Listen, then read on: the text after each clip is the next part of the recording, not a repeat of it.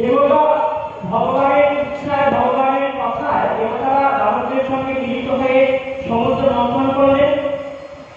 মন্দার পর্বত তার দণ্ড,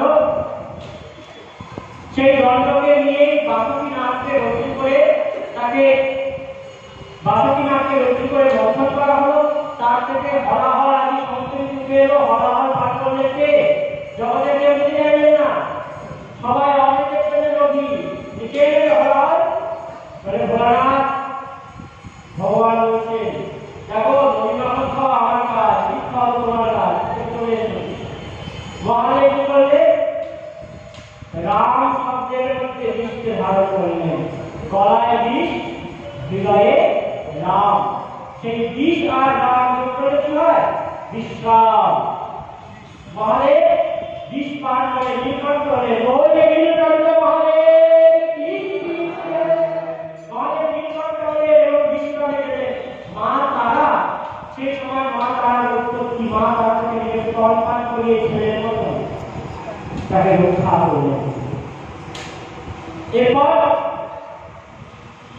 অমৃত পেলেন দেবতারা কিভাবে? না মোহিনী অবতার রূপে ভগবান দানবদেরকে ছলনা করলেন। দেবতারা অমর হয়ে দানবদেরকে মেরে ফেললেন। শুক্রাচার্য দৈত্যদের গুরু, দৈত্যদেরকে পুনরুজ্জীবিত করলেন মৃত সঞ্জীবনী মন্ত্রের দ্বারা। দৈত্যরা শক্তি ফিরে গেল।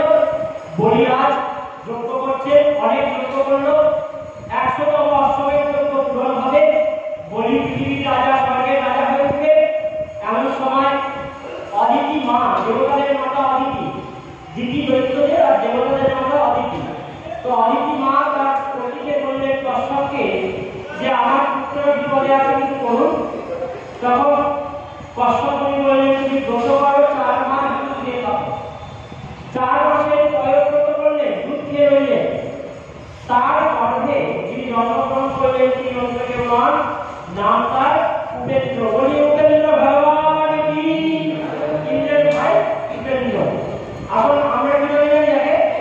বলে বামন ভগবান কি? তার নাম বামন। আমরা তাকে বামন নামে চিনি।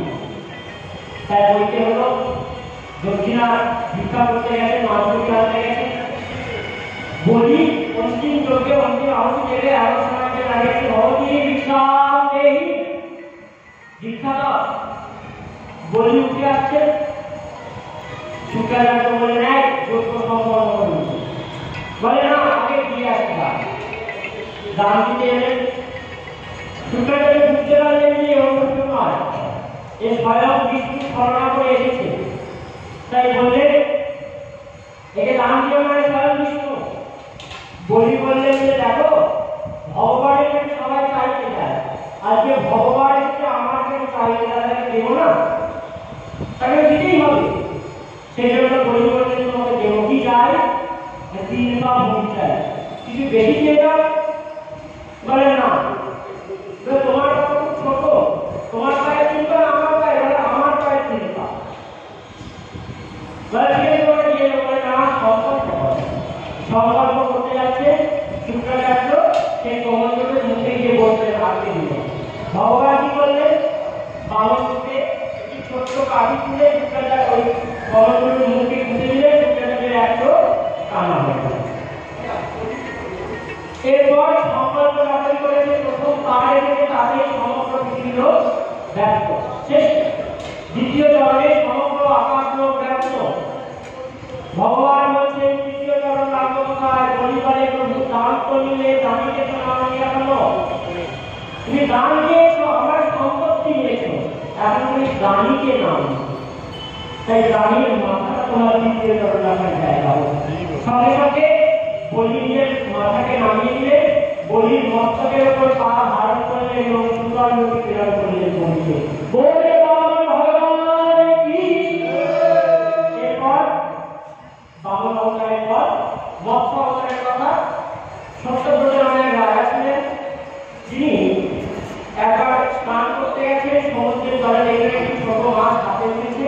অঞ্জলি দেবেন বলে মাছ বলছে আমাকে জলে ফেলে না, বড় মাছ ছিঁড়ে খাবে। তাই তাকে নিয়ে এসে ছোট্ট পাত্র রাখলেন, দেখে মাছ বড় হচ্ছে, পাত্র ছোট। আরো বড় পাত্র রাখলেন, দেখে পাত্র থেকে বড় হয়ে যাচ্ছে, করে করে মাছ যখন বিরাট হয়ে গেল, সমস্ত জলাশয় শুদ্ধ হয়ে যাচ্ছে, কিন্তু মাছকে রাখা যাচ্ছে না। তখন বললেন আপনি কে? মৎস্য বললেন আমি অন্য কেউ নয়, আমি হচ্ছি নারায়ণ ভগবান স্বয়ং। প্রলয়কালে যখন সব শুনে যাবে তখন তোমাকে থাকতে হবে। সৃষ্টির দিক সপ্ত ঋষি এবং দেবকে সঙ্গে নিয়ে তুমি নৌকায় করে যাবে, সেই সময় আমি আসবো, আমার ছিলের সঙ্গে তোমার দড়িকে বেঁধে দেবে নৌকা দড়ি, এবং তুমি নতুন সৃষ্টির কাছে চলে যাবে, তুমি হবে নতুন সৃষ্টির রাজা। তো সেইভাবে মৎস্য ভগবান মৎস্যরূপ ধারণ করে সত্যব্রতকে পাঠালেন। তিনি পরবর্তী মন্বন্তরের রাজা হলে, যেটা আমরা আছি এই মন্ত্রের নাম কি? বৈবস্বত মন্বন্তর। সেই মনোর নাম অনুযায়ী বৈবস্বত মনোর নাম অনুযায়ী বৈবস্বত মন্বন্তর। তাই এইভাবে মৎস্য ভগবান আমরা বহু অবতারের কথা বললাম। এরপরে ভগবানের যে অবতার তা হচ্ছে রাম অবতার। আজকে দিনে আমরা রাম অবতারের জন্ম শুনবো, কালকে আমরা কৃষ্ণ অবতারের জন্ম শুনবো। আজকে রাম, কালকে কৃষ্ণ। বলে রাম